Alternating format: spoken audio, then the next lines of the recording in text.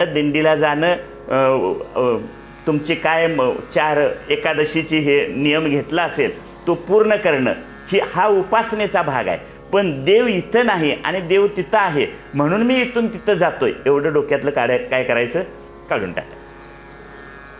हां, म्हणजे काय बघितलं, कर्मानं एखादी गोष्ट निर्माण करता येते, कर्मानं एखाद्या गोष्टीत बदल घडवता येतो, कर्मानं एखाद्या गोष्टीची प्राप्ती होते आणि कर्मानं एखादा संस्कार करता येतो. संस्कार म्हणजे काय, समजा ही माझे कपडे आहेत, मी 4 दिवस घातले की कपडे मळतात, मग मी ही धुवायला टाकतो.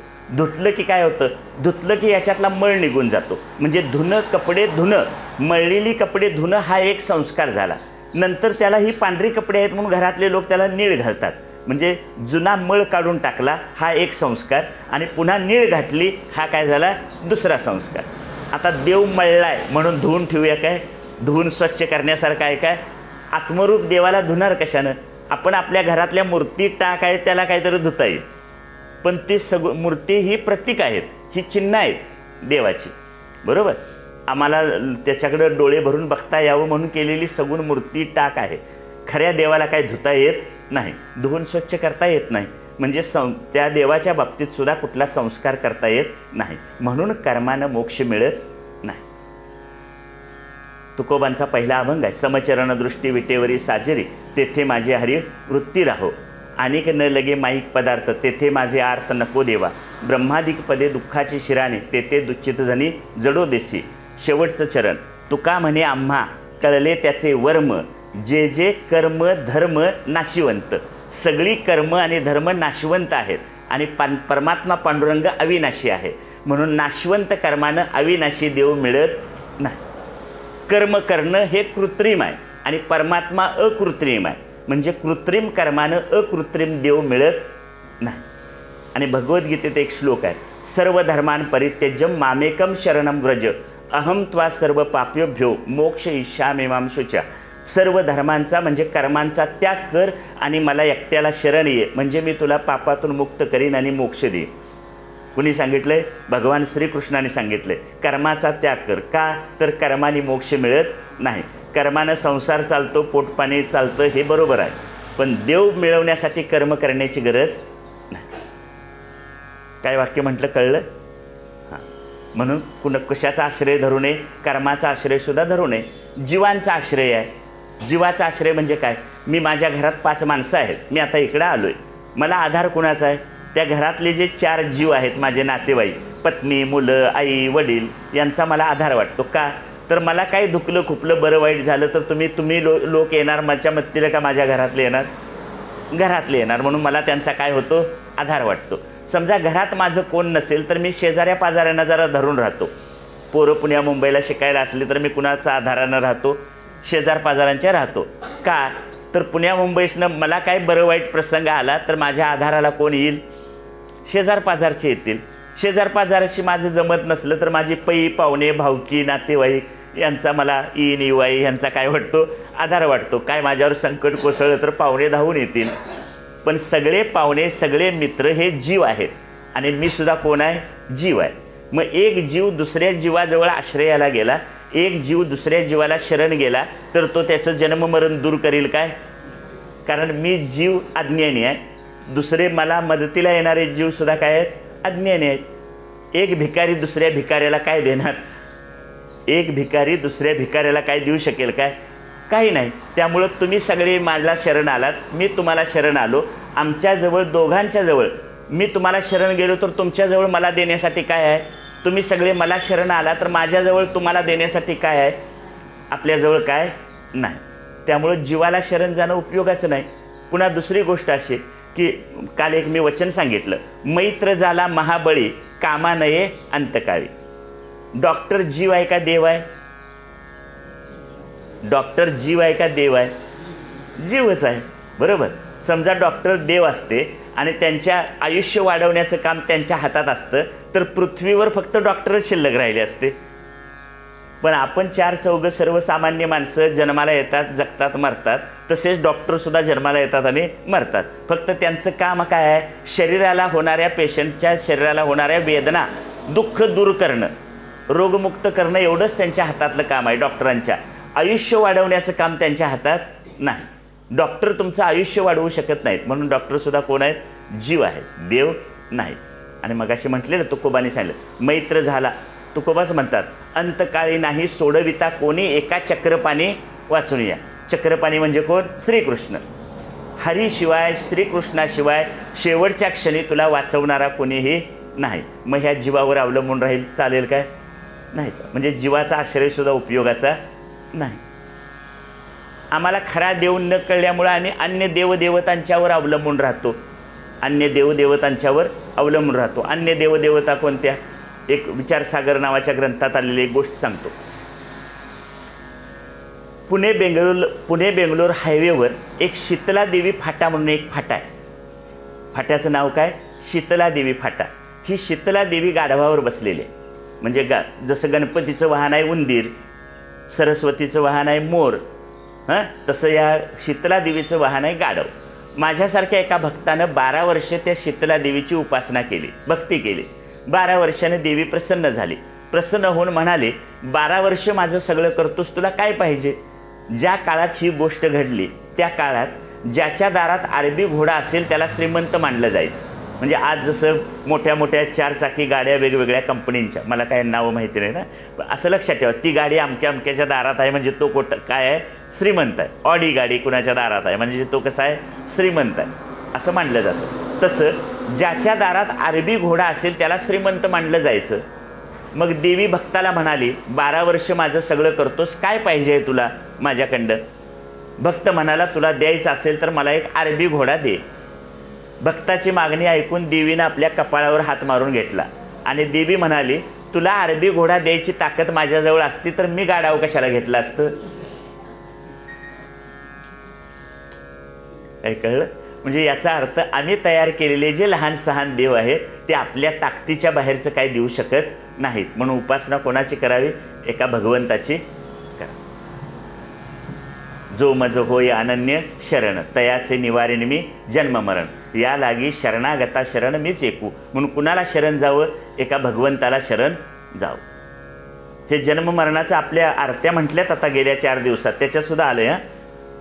दुर्गे दुर्गट भारी तुझविन संसारी, अनाथ नाते आंबे करुणा विस्तारी. म्हणा पुढची ओळ, वारी वारी जन्म मरणाते वारी, दत्त येऊन या उभा ठाकला, सद्भावे साष्टांग प्रणिपात केला, प्रसन्न होऊनी आशीर्वाद दिदला, जन्म मरणाचा हेरा चुकविला. आणि ओळीत सुद्धा काय सांगितले? जो मज होय अनन्य शरण, तयाचे निवारेन मी जन्म मरण. मग गजेंद्र कुणाला शरण गेला? भगवंताला शरण गेला. आम्हाला काय शिकवलं या कथेतून? आम्ही सुद्धा ह्या बाकीच्या सगळ्या गोष्टी सोडून कुणाला शरण जावं? भगवान दत्तात्रयांना शरण जावं, भगवान गणेशाला शरण जावं, किंवा भगवान श्रीकृष्णाला शरण जावं, ईश्वराला शरण जावं. कळलं? चला पुढं जाऊ. आता दुसरी कथा आहे समुद्र मंथनाची कथा. मगाशी मी विचार केला की वेगवेगळ्या मनूच्या कालखंडात घडलेल्या या घटना आहेत. पहिल्या मनूचं नाव आहे, नुसतं माहितीसाठी ठेवा, लक्ष ऐकून ठेवा. पहिला मनू आहे स्वयंभुव, दुसरा मनू स्वारोचित, तिसरा मनूचं नाव आहे उत्तम, चौथा मनू तामस, 5वा मनू वैकुंठ, 6वा मनू आहे अजित. आता ही जी कलियुग 4 वेगवेगळी आहेत त्या 4 युगांचं एक वर्णन दिलं आहे. म्हणजे कालमापन कसं होतं बघा. कलियुगाचं या दुप्पट द्वापार युग. कलियुगाची वर्षे आहेत 4,32,000. 4,32,000 वर्षे कशाची आहेत? कलियुगाची. कलियुगाच्या दुप्पट द्वापार युगाची म्हणजे 8,64,000. त्याच्यात तिप्पट म्हणजे द्वापार युगाच्या तिप्पट त्रेतायुगाची, आणि त्रेतायुगाच्या चौपट सत्ययुगाची किंवा कृतयुगाची. 71 चतुर्युगांचं, 71 चतुर्युगांचं, चतुर म्हणजे ही 4, 71 चतुर्युगांचं एक मन्वंतर होतं. ह्याचं नाव काय आहे? मन्वंतर. मन्वंतरानंतर येतं कल्प, कल्पानंतर येतो महाकल्प, आणि महाकल्पाच्या शेवटी येतो प्रलय. ही भागवतानं सांगितलेली कालगणना आहे. आता आपण ज्या कालगणनेत राहतोय ती वेगळी आहे आणि ही वेगळी आहे. पण वेगळी असली तरी त्यांचे शब्द वेगळे आहेत फक्त. नाहीतर त्यांनी भागवतानं सांगितलेली कालगणना आणि आत्ता आपली चालू असलेली कालगणना याच्यात काडीचाही फरक नाही. म्हणजे 5,000 वर्षापूर्वी जी कालगणना सांगितली तीच आत्ता शास्त्रज्ञांनी काय केलेली आहे? शोधून काढलेली आहे. म्हणजे ती जशी क्वांटम फिजिक्स नावाचा जो हे आहे विषय, त्याच्यामध्ये हा विषय आला आहे. क्वांटम फिजिक्स या ग्रंथात या पुस्तकात असलेली कालगणना अलीकडच्या काळात केलेली आणि भागवतानं सांगितलेली यांच्यात नॉट पॉईंट नॉट एवढा काय आहे फरक आहे, म्हणजे काहीही फरक नाही.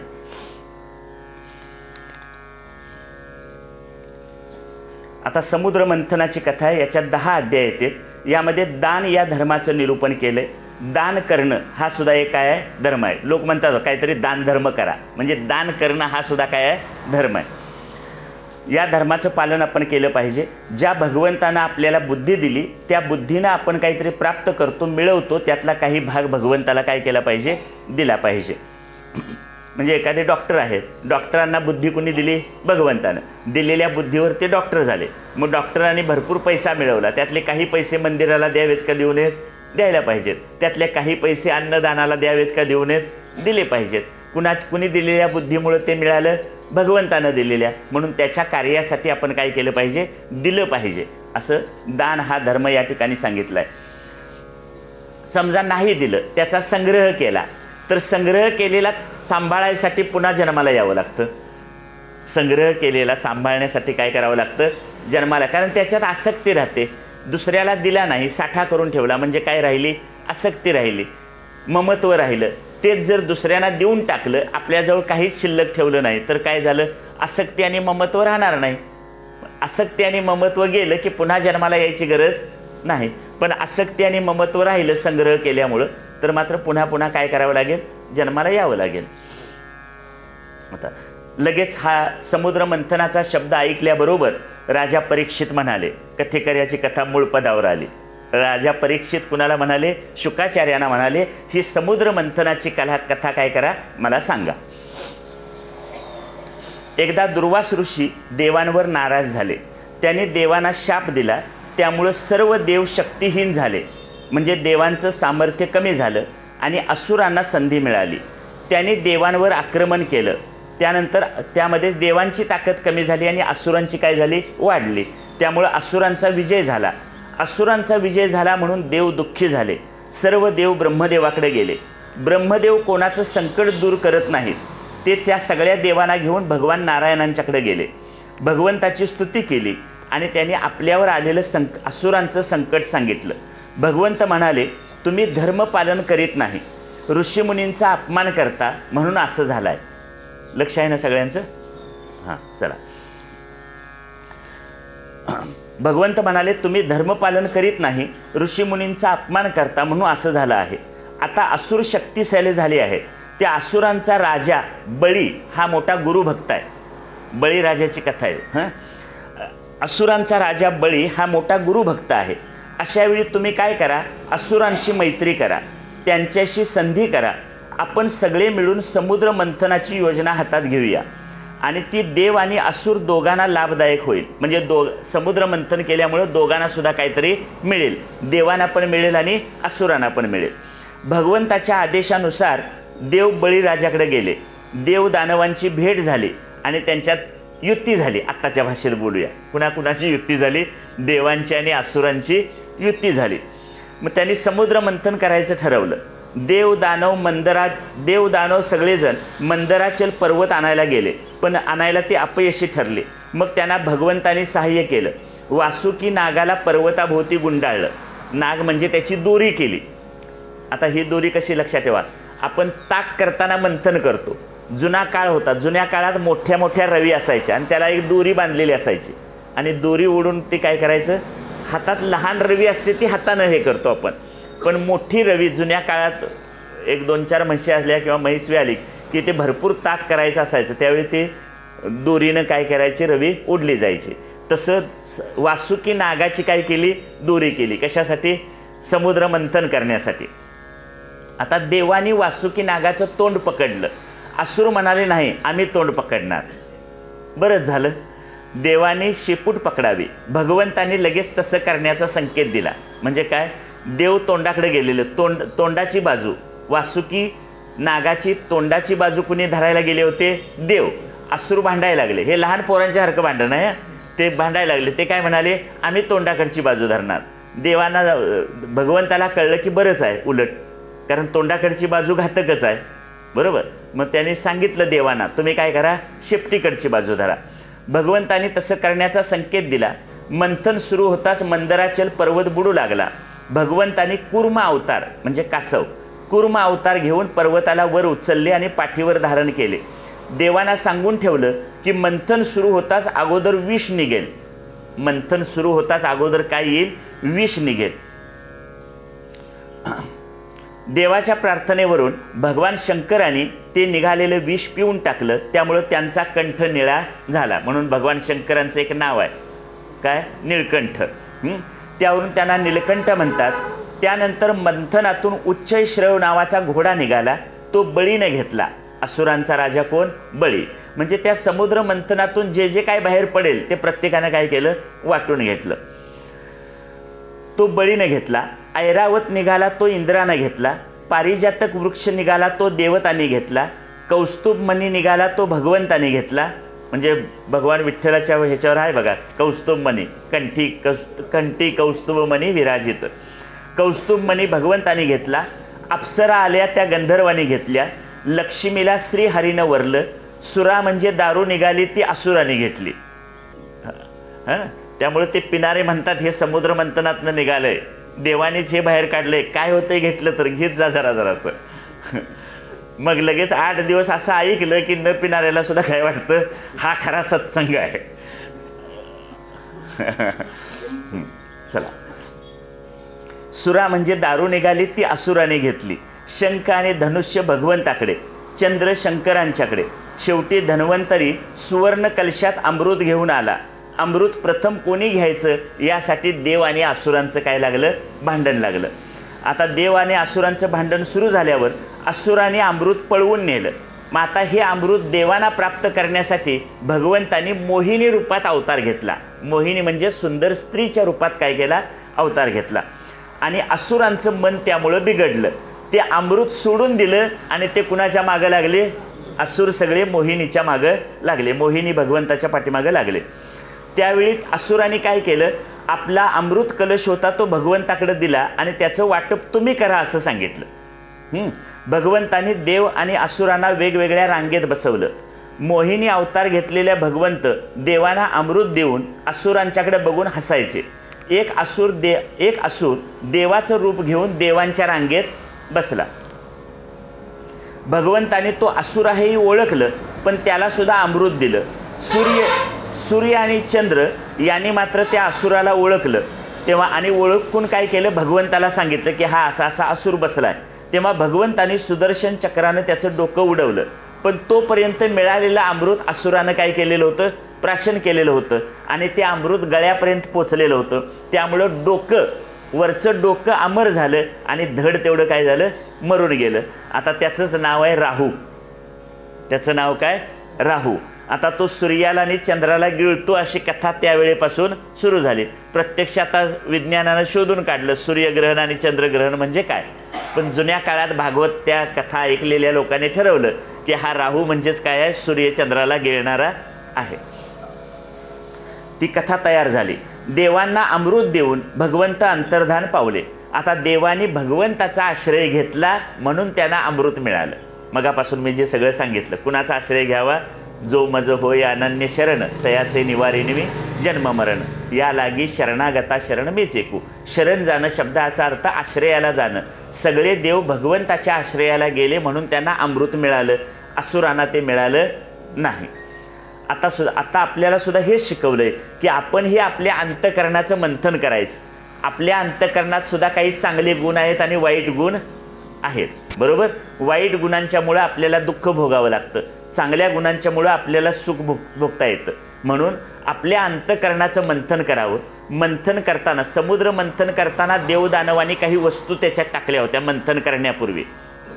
तशा आपल्या अंतःकरणाचं मंथन करताना सुद्धा कानातून काहीतरी चांगल्या विचारांचं, ज्ञानेश्वरी ऐकली, गाथा ऐकली, भागवत ऐकलं, हे चांगल्या विचारांच्या काही गोष्टी काय करायच्या, अंतःकरणात टाकायच्या आणि त्याचं मंथन करायचं.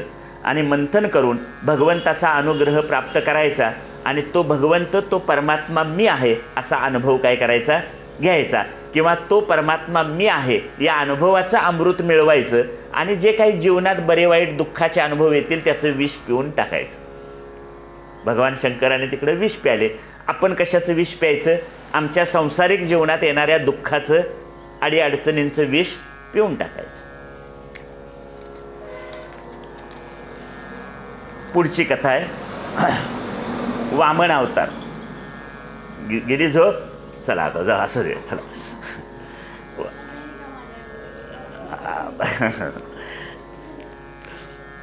चला, वामन अवतार. हां, असू दे, माझा आवाजच एवढा चांगला आहे की समोरच्याला झोपच येईल. बरोबर. आई अंगाई म्हणायला लागली की मुलं झोपतात का नाही, तसा माझा आवाज अंगाई म्हटल्यासारखा आहे. वामन अवतार. राजा बळी हा असुरांचा राजा होता.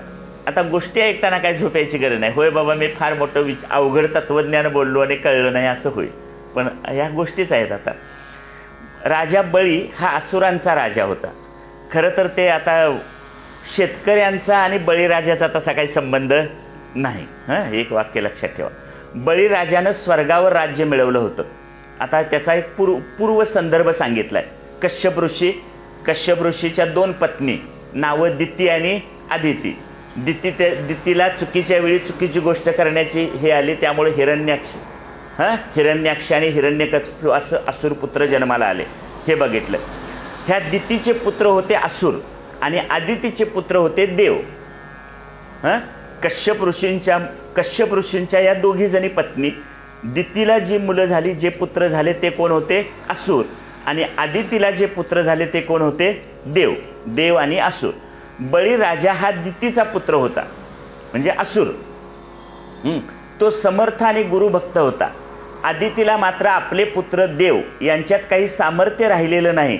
ते बळीला घाबरून स्वर्ग सोडून देऊन लपून बसलेत, याचं दुःख वाटत होतं. कारण देवांची ताकद काय झालेली आहे? कमी झालेली आहे. मागच्या ह्याच्यात वाचलं. हे दुःख तिनं आपल्या पतीला कश्यपांना सांगितलं. कश्यपाने तिला एक पयोव्रत करायला सांगितलं. पयोव्रत करून भगवंतांना प्रसन्न करून घे असा उपदेश केला. त्याप्रमाणे आदितीनं पयोव्रत करून भगवंतांना प्रसन्न करून घेतलं. असुरसुद्धा गुरुभक्त होते. असुरांना सुद्धा वेदांताचं ज्ञान होतं. पण असुर क्रोधी आणि लोभी होते. म्हणजे काम, क्रोध, लोभ आणि हे सगळे कुणाचे गुण आहेत? असुरांचे गुण आहेत. आपल्यात ते असतील तर आपण सुद्धा कोण आहे? असुर आहे. माणूस नाही. म्हणून कालच्या एका स्कंदात बघितलं, दैवी गुण आणि असुरी गुण. असुर सुद्धा धर्मपूर्वक राहत होते.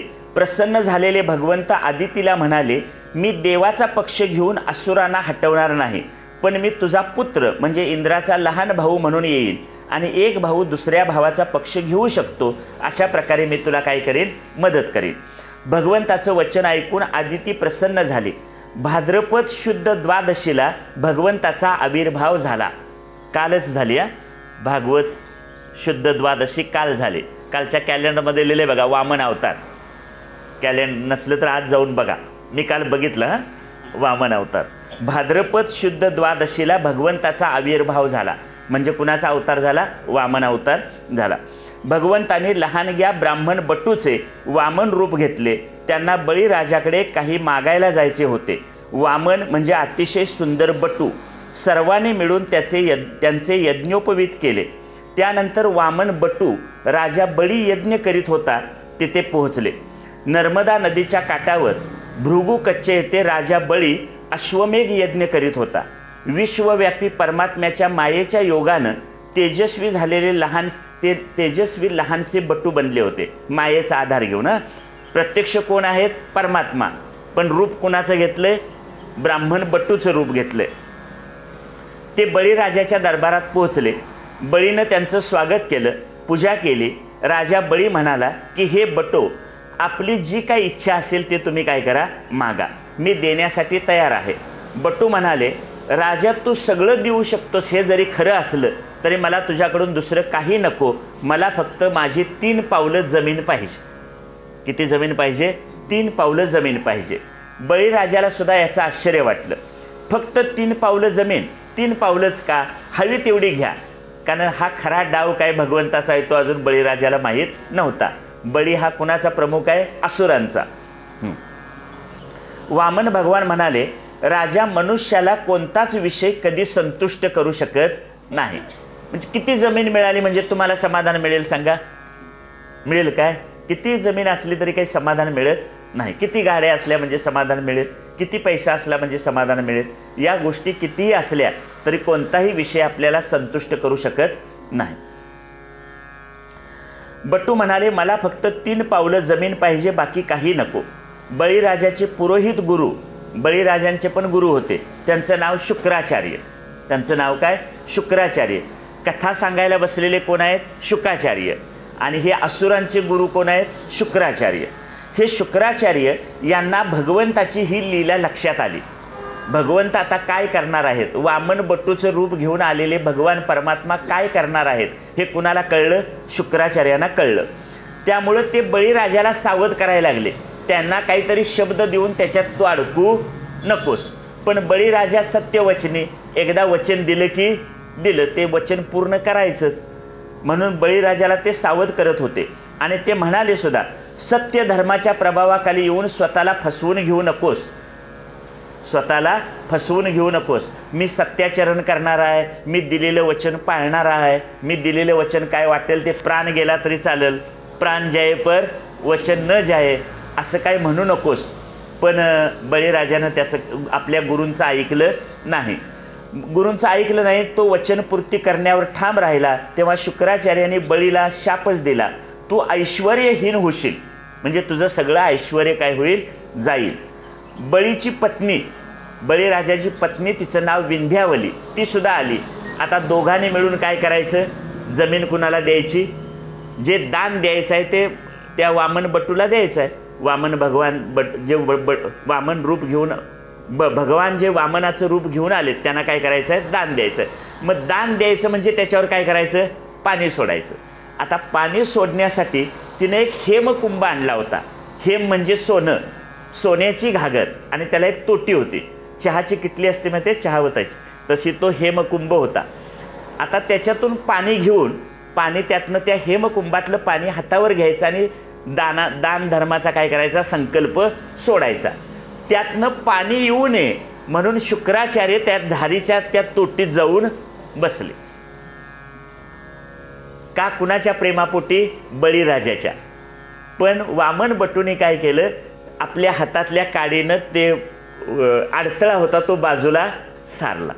आत्तासुद्धा आपल्याकडं गावागावात काही चांगली कामं चालू होतात, तेव्हा चांगल्या कामाला आडवं घालणारे लोक असतात. तेव्हा पेपरात बातमी येते, ह्या कामाच्या आडवे येणारे शुक्राचार्य कोण आहेत? झारीतले शुक्राचार्य.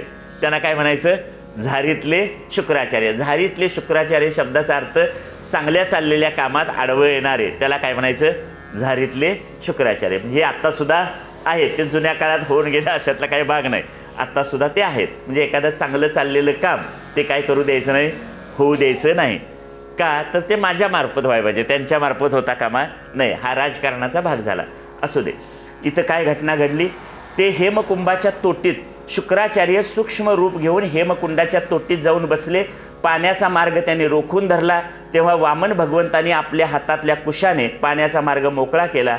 हातावर उदक सोडून राजा राणीने संकल्प सोडला दानाचा. त्यानंतर वामन भगवंतांनी विराट रूप धारण केलं. जे लहान रूप घेतलेलं होतं ते सोडलं आणि भगवंतांनी विराट रूप धारण केलं. त्यांनी पहिलं पाय ठेवला. पहिल्या पायानं त्यांनी पृथ्वी, दुसऱ्या पायानं स्वर्ग व्यापला आणि ह्या 2 गोष्टी घेतल्या. आणि आता विचारलं, तिसरा पाय मी कुठं ठेवू? राजा बळीच्या साथीदारांना, म्हणजे जे इतर असुर होते त्या असुरांना राग आला. ते त्यांच्याबरोबर भगवंताबरोबर युद्ध करायला तयार झाले. पण बळीनं त्यांना असं न करण्याचा आदेश दिला. आणि कारण तिसरा पाऊल अजून ठेवायचा बाकी होता. बळीराजा म्हणाला, माझं हे मस्तक आपल्यासमोर आहे, माझं हे मस्तक. कारण दिलेलं वचन काय करायचं आहे? पूर्ण करायचं आहे. आणि दान द्यायचंच ठरवलं आहे, दान द्यायचं ठरवलं आहे. त्यामुळं माझं हे मस्तक आपल्यासमोर आहे.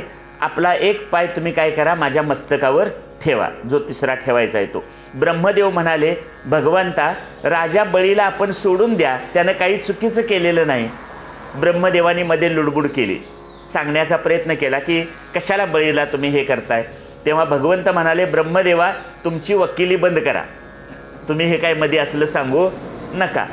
मी ज्याच्यावर कृपा करतो, पुढची वाक्य ऐका, मी ज्याच्यावर कृपा करतो त्याचं धन लुटून नेतो. ज्या संपत्तीमुळं माणूस लोकांचा अपमान करतो, समाजाचा अपमान करतो, त्याचा पैसा, त्याचं शरीर स्वास्थ्य, त्याचे आवडते नातेवाईक यांना मी घेऊन जातो. कुणी सांगितलं? भगवंतानी सांगितलं. वामन भगवंतानी तिसरं पाऊल बळीच्या मस्तकावर ठेवलं. बळी त्याबरोबर पाताळात गेला. तिथं बळीचं द्वारपाल म्हणून भगवंतानी काम बघितलं. जुन्या कथेत भगवंताचे द्वारपाल कोण होते? जय विजय. पण बळी जेव्हा पाताळात गेला तेव्हा बळीच्या दारात कोण उभा राहिले? भगवंत उभा राहिले. द्वारपाल म्हणून भगवंत थांबले. भगवंतानी वरवर पाहता कपट केलं असं वाटतं, पण भक्ताचा महिमा वाढवला. भक्त वचनपूर्ती करतो हे दाखवून दिलं. म्हणजे एकदा वचन दिलं की ते पूर्ण केल्याशिवाय सोडायचं नाही. आता पुढं शेवटची एक कथा आहे, मत्स्य अवतार. मत्स्य अवतार 8व्या स्कंदात शेवटच्या अध्यायात मत्स्य अवताराचं वर्णन येतं. सत्यव्रत नावाचा एक राजा आहे. पुढच्या मन्वंतरात तो मनू होणार होता. पण मनू होण्यासाठी जी पूर्वतयारी लागते, जी पात्रता लागते, ती त्यांच्याजवळ नव्हती. काय झालं होतं? त्याच्यात जरा राजा असल्याचा आणि मी लोकांचं रक्षण करतो, प्रजेचं, मी प्रजेचा सांभाळ करतो, याचा जरा अभिमान होता. त्याचा अभिमान काढून टाकला तर मनू होण्यासाठी लागणारी त्याची पूर्वतयारी होईल. म्हणून भगवंतानी काय केला? मत्स्य अवतार घेतला. एक दिवस राजा सत्यव्रत नदीत आंघोळ करत होता. नदीत आंघोळ करताना अर्धे देण्यासाठी, म्हणजे आंघोळ केल्यानंतर पाणी काय करतात? पाणी घ्यायचं आणि अर्धे द्यायचं. अर्धे देण्यासाठी ओंजळ भरून पाणी घेतलं. त्या ओंजळीत एक लहानशी मासोळी आली. आता ती ओंजळीत घेतलेली जी मासोळी होती ती राजा तिला पुन्हा पाण्यात सोडायला लागला, ओंजळीत आलेले. पण ती लगेच मासोळी ओरडायला लागली, माझं रक्षण करा, माझं रक्षण करा. कारण त्याला रक्षण करण्याचा काय होता? अभिमान होता. मी प्रजेचं रक्षण करतो, मी राजा आहे याचा अभिमान होता. म्हणून मासळी काय म्हणाली? माझं रक्षण करा, रक्षण करा. राजाला तिच्याबद्दल लगेच प्रेम वाटलं. मग त्याने ओंजळीतनं काढलं आणि तिला कमंडलूत ठेवलं. कमंडलूत ठेवल्याबरोबर ती मोठी झाली, कमंडुलात मावेना. मग कमंडुलातनं काढलं, तिचा आकार रोज वाढायला लागला. मग तिला एका मोठ्या माठात ठेवलं. माठात ठेवल्याबरोबर ती माठा एवढी मोठी झाली. नंतर माठात मावेना म्हणून तिला एका मोठ्या सरोवरात ठेवलं. सरोवरातनं काढलं आणि नंतर आकार वाढल्यामुळं कुठं ठेवलं? समुद्रात. समुद्रात सोडायच्या वेळी ती मासोळी म्हणाली, मला समुद्रात सोडू नका. तेव्हा सत्यव्रत म्हणाला, आपण कोण आहात? सामान्य मासा असा रोज मोठा होत जात नाही. तेव्हा मत्स्य रूपात भगवंत आले असतील हे त्यांनी काय केलं? राजानं ओळखलं. मी रक्षण करणारा आहे हा त्याचा अभिमान गेला. कारण काय काढून टाकायचं होतं? अभिमान काढून टाकायचा होता. तेव्हा भगवान म्हणाले, हे बघ, तुझा आता अभिमान गेलाय. तू मनू होण्यासाठी लागणारी जी पूर्वतयारी आहे ती मी आता करून घेतलेली आहे. तू काय कर? भगवान म्हणाले, आजपासून 7व्या दिवशी प्रलय होईल, सगळीकडे पाणीच पाणी होईल. त्यावेळी एक मोठी नौका येईल. त्या नौकेत सगळ्या प्राण्यांच्या कर्माचं बीज आणि औषधं गोळा करून सप्त ऋषींच्या बरोबर तू त्या नौकेत बस. मी महामत्स्य म्हणजे मोठा मासा बनून येईल. माझ्या ह्याला माशाच्या तोंडावर मोठी 2 शिंग असतील. त्या शिंगांना तू ही काय कर? नाव बांध. आणि आपण काय करू? मी महामत्स्य बनून येईन. त्यावेळी हयग्रीव नावाच्या असुरानं ब्रह्मदेवाचे वेद काय नेलेत? पळवून नेले. वेद चोरून नेलेले आहेत. हयग्रीवानं पळवून नेलेले वेद मी परत आणेन. तू माझ्या शिंगाला वासुकीनं नौका बांध. प्रलय काळ पूर्ण होईपर्यंत मी सर्वाचं रक्षण करेन. त्यावेळी तू मला काही प्रश्न विचार. प्रलय काळ संपल्यानंतर दुसरा कल्प म्हणजे दुसरा कालावधी सुरू होईल. त्यावेळी तू मला काय कर? प्रश्न विचार. त्या प्रश्नांची मी उत्तरं देईन आणि तुला ज्ञानाचा उपदेश करीन. प्रलयानंतर दुसरा कल्प सुरू झाला की तू मनू होशील. असं कोणी सांगितलं? त्या माशाचं रूप घेतलेल्या भगवंतानी सांगितलं. मत्स्यधारी भगवंतानी सत्यव्रत राजाला जो उपदेश केला त्यालाच मत्स्य पुराण असं म्हणतात. 18 पुराण आहेत, त्यातलं हे एक पुराण, त्याचं नाव काय? मत्स्य पुराण. आणि त्या मत्स्य पुराणातून ज्ञानाचा संप्रदाय पुढं चालू राहिला. आता हे वाक्य फार महत्त्वाचं आहे. ज्ञानाचा संप्रदाय. संप्रदाय शब्दाचा अर्थ असा, संप्रदाय म्हणजे सम्यक प्रदान करणं. मला माझ्या गुरूंच्याकडून जे मिळालं ते मी दुसऱ्याला द्यायचं, त्यांनी आपल्याला जे मिळालं ते पुढं द्यायचं. आता हे ज्ञानसुद्धा आमच्यापर्यंत कुणामुळं आलं? थोरा मोठ्या ऋषींनी एकमेकाला ते दिलं म्हणून आमच्यापर्यंत आलं.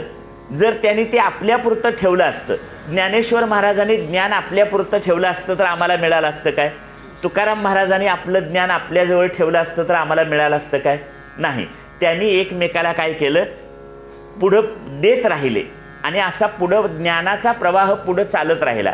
म्हणजे भगवंतापासून, ब्रह्मदेवापासून, व्यासांच्यापासून जे जे ज्ञान निर्माण झालं ते सगळं एकमेकाला काय केलं? पुढं दिलं आणि त्यामुळं ज्ञानाचा संप्रदाय चालू झाला. हा प्रवाह सुरू राहिला.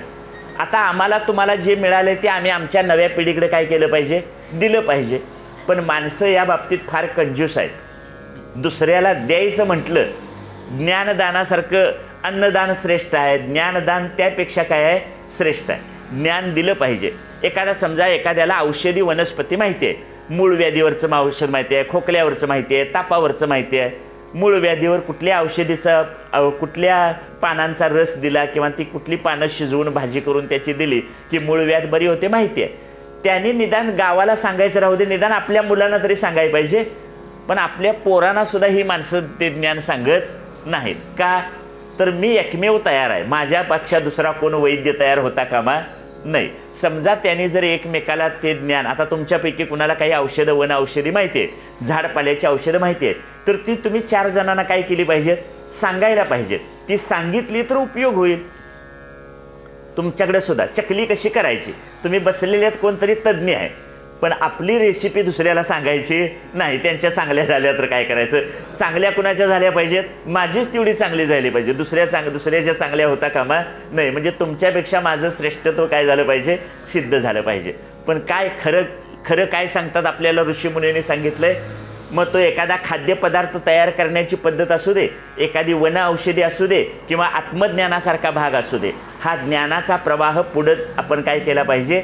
देत राहिलं पाहिजे. समजा एखाद्याला भरपूर 10-12 वन औषधी माहिती आहेत आणि त्यानं दुसऱ्याला नाही सांगितल्या, त्याच्या मृत्यूबरोबर ते ज्ञान गेलं ना. पण ते कुणाला तरी सांगितलं असतं तर समाजाला उपयोग झाला असता. तुम्हाला कळलं ते काय तुम्ही शोधून काढलं नाही, तुम्हाला कोणीतरी दुसऱ्यानंच सांगितलं होतं की नाही? मग तसं मला जे मिळालंय ते आपण काय केलं पाहिजे? दुसऱ्याला दिलं पाहिजे, दुसऱ्यानं ते पुढं दिलं पाहिजे. असं जर आपण देत राहिलो, हा ज्ञानाचा संप्रदाय काय होतो? पुढं चालत राहतो. आपल्यावर संतांचे उपकार आहेत ते हेच की हे एवढं सगळं आत्मज्ञान त्यांनी काय केलं? आम्हाला दिलं म्हणून हे ज्ञान आमच्यापर्यंत पोहोचलं. त्यांनी जर आपल्यापुरतं ठेवलं असतं तर आम्हाला आज आत्मज्ञान म्हणजे काय, भक्ती म्हणजे काय, भगवंत म्हणजे काय, उपासना म्हणजे काय हे कळलं असतं काय? कळलं नसतं. बरोबर. त्यामुळं हा ज्ञानाचा प्रवाह काय केला पाहिजे? पुढं चालत राहिला पाहिजे. म्हणून कशाचं दान करावं? संपत्तीचं दान करावं, अन्नाचं दान करावं, त्याबरोबर ज्ञानाचं सुद्धा काय केलं पाहिजे? दान. ज्ञान दिल्याने ज्ञान वाढते. त्यामुळे हे ज्ञानाचा प्रवाह सुद्धा सुरू ठेवला पाहिजे. थांबूया.